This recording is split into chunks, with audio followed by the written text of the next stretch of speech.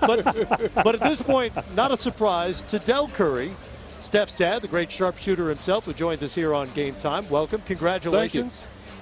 Thank you. It's been a good wave we're riding. I'm still on top. So hopefully we'll end that way. Talked to Steph a couple of days ago. He said you've become his new roommate. Exactly. Living downstairs. Riley's become me and my wife's new roommate. She often comes down, hugs the bed, so that's okay. Granddaughters can do anything. You never got to play past the second round of the playoffs. What has this experience been like? Is it a vicarious thing for you, or is it just watching your son and enjoying his success? A little bit of both. Obviously, vicariously, I get to feel what it's like as a player's dad. Not really, being on the floor, but I get that feeling. But also being able to just share this experience. It's the first time for me going through the third round, the finals, Western Conference Finals, and then the big show right here. So it's good to be able to live vicariously, but also to be able to experience it through them as well. Kenny and I have sons, but we're sort of like micromanagers. So my question to you is that, with all your son's great success, do you micromanage them? You call them on every mistake, shoot like this, do this, follow through, blah, blah, blah, blah, blah, blah? I did that until they were about 13. And then I stepped away, thought they needed another voice. But look, when you're at this level, you've got the best coaches in the league. You have all the tools, all the equipment that you need to be the player that you can. And he's reached the pinnacle of the league, of his career, as far as his attitude and his skill level. So now I'm just a fan right now. Sit back as a father and watch. Dale, you obviously have watched his career from very young and followed and nurtured him and so forth. When did you know that he had a chance? He had a chance to maybe be a pro, and then when did you know what, he has a chance to be special? A pro probably after his first collegiate tournament in Michigan, where he played pretty good. Thought, okay, this guy can play next level. Continues to get better and grow into his body. But I don't know if I ever thought he'd get to this level. Once you get to the NBA, okay, you're playing amongst the best, but to get to the level to where you're in MVP status, a lot of things have to happen. You got to be healthy. You have to be good. You have to have good people around you. And then you have to have a little luck. All that's come together for Steph and for his team this year. The one question I would have is, I know you get nervous before games, obviously, but you also have another son who's a professional in Seth. Because Steph has reached such high pinnacles, do you get more nervous for Seth's games than you do for Steph's? I would say nervous. I get a little anxious for Seth to get a chance, a shot. I think he can play in the league. He's had a couple of call-ups, but some of his call-ups have been with pretty good teams, and the minutes aren't there. Right. It's a big summer for him. I think if he can get out in Vegas and get some good time to kind of show what he can do.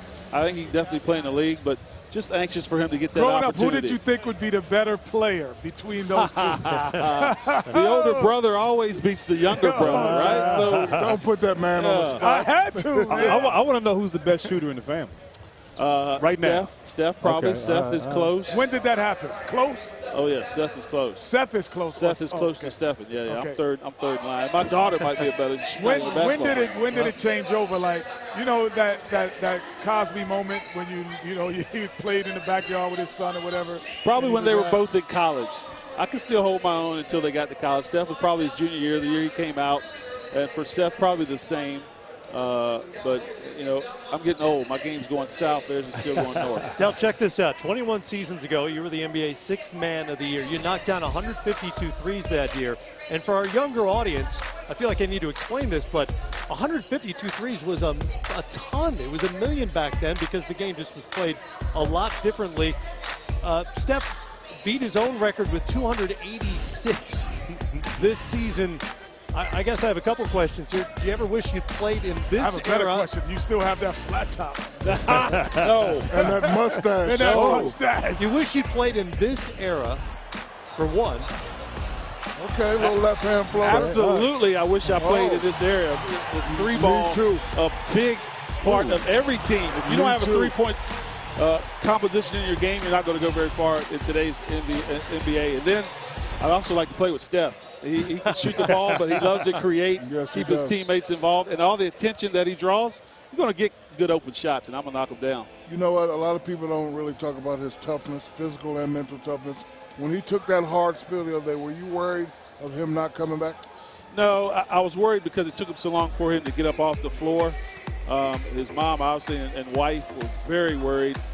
But once I got a chance to go back in the locker room and I saw him up watching the game, critiquing what was going on, I knew he'd be all right. I knew he'd try to get back in the game.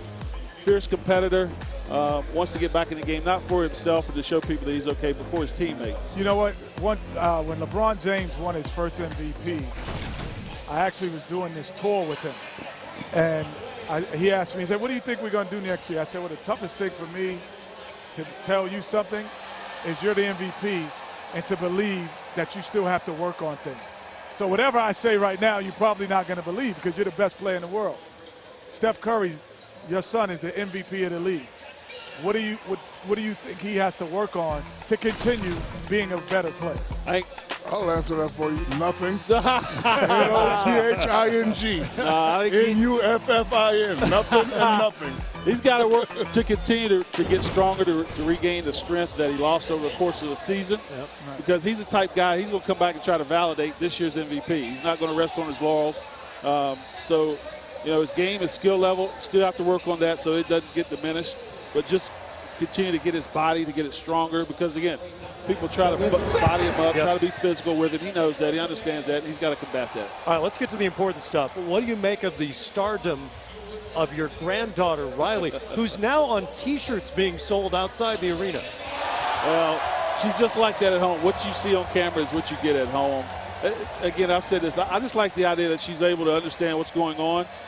She's able to go through this with her dad. And when she looks back, she'll remember everything that happened. And I tell you what, she's a character at home. That's a home video that you didn't have to shoot. No, this is our favorite, right? The family, that's the favorite part right there. She understands what's going on. She likes the spotlight, and she'll give it to you. That's great.